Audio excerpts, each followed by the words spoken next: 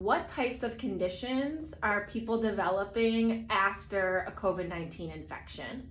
I think this question is a little bit complicated, and there's a multitude of conditions that may start to develop after varying types of viral infections. As a functional neurologist, I can attest and speak to the things that we are seeing clinically post-COVID. As you know, it's only been a short period of time since COVID came around, but there's a lot that we're learning clinically in real time. And one of the big ones is going to be dysautonomia, which is a lot of what we are talking about this month. So that umbrella term of dysautonomia just means you're not regulating that autonomic system appropriately. And there's a whole bunch of reasons that that can happen, but we can see this post-viral infection, including COVID.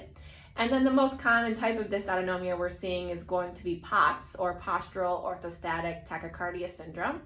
I will say clinically, I've been seeing patients also develop neuropathy, which can come along with postural orthostatic tachycardia syndrome and other types of dysautonomias, but it doesn't have to. We also see patients develop varying other types of neurological symptoms, almost similar to somebody who has had a head injury and they bump their head and you start to get an inflammatory process of the nervous system. A lot of what we're seeing clinically is that patients post-COVID who are developing neurological symptoms can present in similar ways to patients who have had a concussion.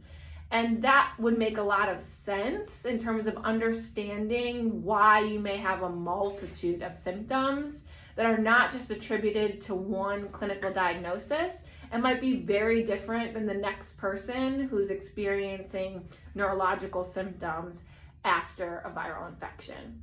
If you have any other questions, please let us know, comment below, like, share. We really appreciate it. Have a good day.